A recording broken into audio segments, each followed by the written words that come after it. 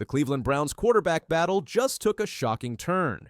Shedeur Sanders delivered a stunning performance against the first-team defense on his very first opportunity. Now experts are buzzing, players are taking notice, and some are even saying he's earned a spot with the starters. But here's what makes this development particularly significant for Myles Garrett and the Browns defense. They might have just witnessed their future franchise quarterback in action. Sanders faced off against the first-team defense for the first time and looked like he belonged at the highest level. According to 92.3 The Fan's Nick Wright, the Browns may be holding Sanders back deliberately. Doesn't it feel like that they've got the training wheels on Shedeur Sanders? If he balls out in preseason, the Browns are not going to be able to continue Hyde, Wright wrote. The limited opportunities haven't stopped Sanders from making an impact. Things have reportedly gotten so restricted for Sanders in camp that he's occasionally been forced to throw to staff members during practice. This indicates just how few real reps he's been receiving with the actual team. Former NFL cornerback Asante Samuel Sr. highlighted Sanders' efficiency during a recent podcast episode. He goes out there and does something like he did today. 9 for 9, 2 touchdowns, 32 other teams are watching, Samuel said. Oh man, this might be the first time we see in history that something bizarre happens where a team tries to make a trade for him like the New Orleans Saints. Nick Wright made his stance crystal clear, stating that Shedeur Sanders deserved to be the starter. Wright wasn't just impressed by Sanders' talent, he also pointed out the competition Sanders was facing against quarterbacks like Kenny Pickett, Dillon Gabriel, and Joe Flacco. Wright's assessment of Kenny Pickett was particularly harsh. Wright argued, because he has found himself with Kenny Pickett, who is not an NFL quarterback. Flatly not an NFL quarterback. We have seen it every chance he's had, every opportunity he's had to play. He stated that Pickett had already been given ample opportunities to prove himself, but failed to convince anyone he was franchise quarterback material. As for Joe Flacco, Wright dismissed him outright. Despite Flacco's Super Bowl pedigree, Wright believed Flacco no longer had what it took to be a starting quarterback in the NFL. Flacco, who I just think if you're the Browns, what are you doing? Why? Unless they think they can actually make the playoffs. Wright also addressed Dillon Gabriel, acknowledging the young quarterback's potential, but pointing out his size as a significant limitation. While Gabriel couldn't control his stature, Wright believed it wasn't going to be enough to elevate him to the starting role. Wright dug into the stats from the training sessions, acknowledging that while they might not hold much weight in the grand scheme, they couldn't be ignored. Every time those numbers came up, Sanders was either at the top or outshining the other quarterbacks. Whether it was completion percentage, decision-making, or overall efficiency, Sanders consistently stood out. Yeah. And the fact that whatever those training camp stats are worth, and maybe it's next to nothing, it's not nothing, and it's not 0% that they're worth, and every time we show him, he's at least in line with everybody. And so I just think generally better. I think there is. ESPN's Mike Tannenbaum also believes Sanders is the best option to start. Guys, Shedeur Sanders, this is a no-brainer. I want you to take some copious notes here. Since 2000, there's only been 6 quarterbacks start a game under 6 feet tall. That's Russell Wilson, Kyler Murray, Bryce Young, P.J. Walker, Seneca Wallace, and Doug Flutie. Exactly. So, to me, even though Dillon Gabriel went in the 3rd round, I would start Shedeur Sanders. Let them fight it out on the field. But to me, Shedeur Sanders has the better pro body and more upside. Tannenbaum said on Get Up. Chris Broussard weighed in, urging the Browns to take a serious look at what Sanders could bring to the table this season. Broussard didn't hold back, calling for the Browns to put Sanders in and let him prove what he could do in real-game situations. According to Broussard, if Sanders shows what he's capable of, he could very well be the franchise quarterback Cleveland's been searching for. Broussard didn't mince words when it came to Dillon Gabriel. He made it crystal clear Gabriel wasn't the Browns' answer at quarterback. Broussard stated that Gabriel seemed more like a career backup, not someone who could lead a team as the starter. He wasn't convinced Gabriel had the tools to take on a first-team defense and perform at a high level. I agree with Haslam in that obviously you need to see what your rookies can do. And I do think they think of Gabriel as like a backup, like a career backup maybe. Garrett Bush highlighted Sanders' growth during the training sessions. According to Bush, Sanders had not only stepped up his game on the field, but had also shown maturity off of it. Bush pointed out that even when Sanders wasn't getting as many reps, he remained professional and handled the media with poise, showing leadership beyond his years.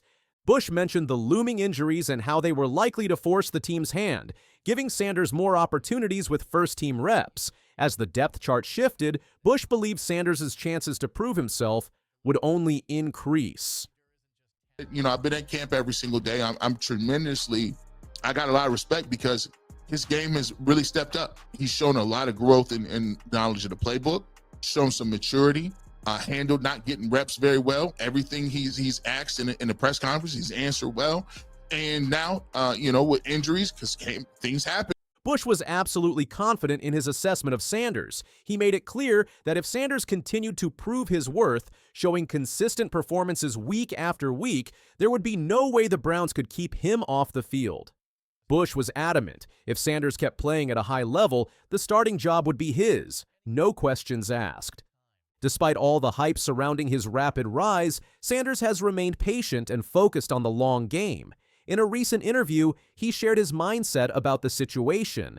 Sanders made it clear that he wasn't wasting any time waiting for his opportunity. He was doubling down on his understanding of the game. I'll say just have a deeper level of understanding. Because I know whenever I get my opportunity, I gotta maximize it.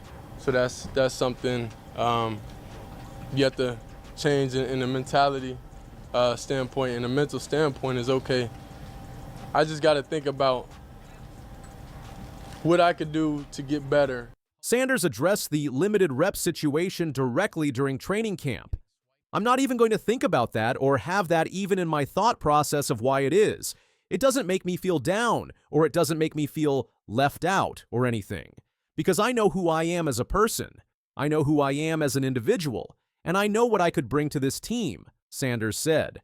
Coach Kevin Stefanski noted Sanders' progress over the past couple of months.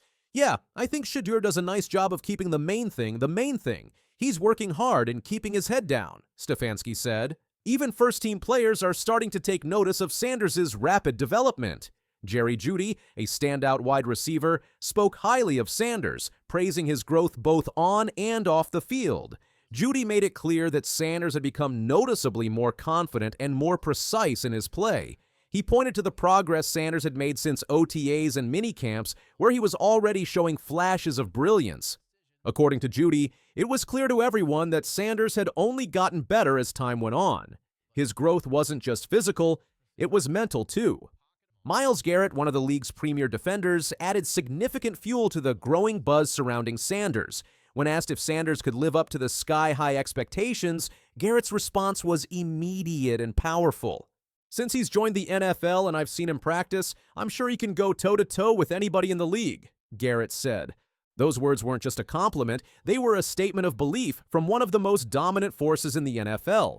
Garrett's confidence in Sanders sent a clear message. Sanders wasn't just some rookie. He was someone who had already proven in practice that he had the tools to compete with the best. This endorsement from Garrett carries significant weight. As a player who faces elite quarterbacks regularly and understands what it takes to succeed at the highest level, Garrett's assessment provides crucial validation for Sanders' abilities. I don't think that's not my place, to answer, to even be able to give the answer to that. Cleveland just got turned upside down. Shedeur Sanders stepped onto that practice field Monday running with the second-team offense, and what happened next has everybody talking. Sanders uncorked a gorgeous touchdown bomb to rookie receiver Gage Larvadain during 11-on-11 drills. Corner Cameron Mitchell was in coverage, but it didn't matter one bit. The ball placement was surgical. Only Larvadain could reach it, and he hauled it in for 6 points that had the entire practice facility shocked. But here's what makes this crazy. Sanders did this while running behind Joe Flacco and Dylan Gabriel in the depth chart. Kenny Pickett missed Monday's session with a hamstring injury, making Sanders the third quarterback in the rotation, third string, limited reps, maximum impact. The film breakdown shows everything you need to know about Sanders' development. He stepped up in the pocket under pressure, set his feet properly, and delivered a frozen rope that split the defense. This wasn't some lucky heave. This was precision quarterbacking from a fifth-round pick who's supposed to be fighting just to make the roster. Jerry Jeudy dropped some major intel after the fourth training camp practice. When asked about the quarterback competition, Judy said he's seen them guys getting better each day, and they're working towards their goals, working hard, and doing what they're supposed to do on the field and off the field to be better than it was the day before. But Judy's body language told a different story. The Pro Bowl receiver has caught passes from all 4 quarterbacks during individual drills, but in team situations, he's only connected with 3 of them. Sanders is the only quarterback who hasn't thrown to Judy during first-team reps. That's about to change. The rep distribution reveals everything about Cleveland's internal evaluation. Through 4 practices, Dillon Gabriel leads with 12 team series. Joe Flacco has 9. Kenny Pickett managed 7 before his hamstring injury. Sanders sits at the bottom with limited opportunities, but he's maximizing every single one. Training camp statistics show Sanders going perfect 4 for 4 on one practice day. Another session had him at 5 for 8, while Gabriel went 4 for 8, Flacco 4 for 11, and Pickett 2 for 6. Sanders threw the only touchdown pass despite getting the fewest reps. Higher completion percentage than everyone else with minimal chances. Myles Garrett's involvement changes everything. After Friday's practice, Sanders stayed on the field working with center Brady Latham to fix some bad snap exchanges. Then Cleveland's $160 million franchise cornerstone walked over and started helping. Their all-pro pass rusher invested extra time after practice to support the rookie quarterback. Garrett's actions speak louder than any depth chart. This is the same player who demanded a trade in February because Cleveland was a non-contender. The same guy who got his massive extension in March with one clear message: I expect to get to the Super Bowl. When your franchise defensive star voluntarily helps the 5th-round quarterback, that sends shockwaves through the organization. GM Andrew Berry and head coach Kevin Stefanski were spotted closely observing Sanders during his latest training session reps. This wasn't casual watching. Both executives were locked in on every move, every throw, every decision Sanders made. That's the attention you only get when you're separating yourself from the pack.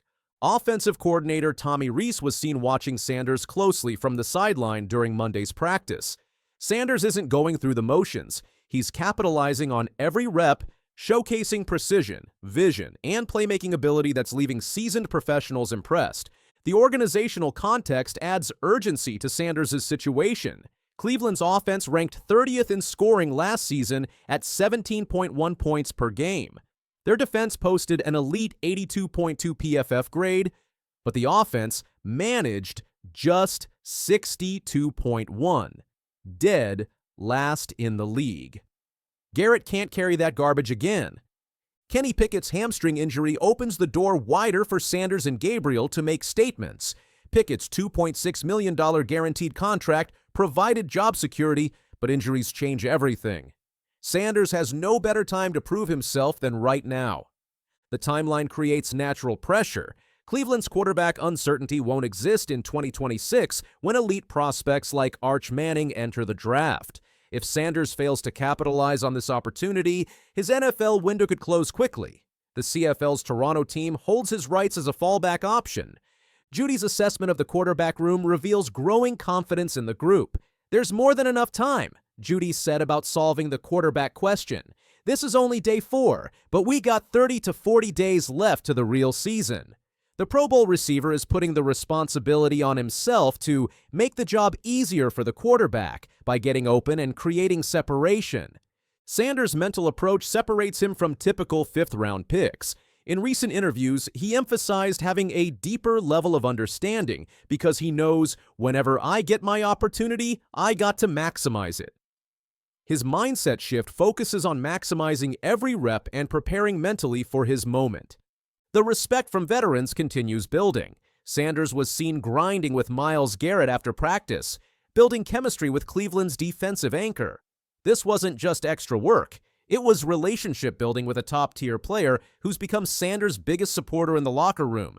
Jerry Jeudy's endorsement carries serious weight. The receiver who set a franchise single-season record with 91 receptions and posted his first 1,000-yard season with 1,229 yards knows what it takes to succeed in Cleveland. When Judy talks about quarterbacks getting better each day, Sanders is included in that evaluation. Monday's touchdown bomb to Gage Larvadain represents more than one good throw. It's Sanders proving he can deliver under pressure while running with the second team. The ball placement was textbook, threading between coverage and landing perfectly in the receiver's hands.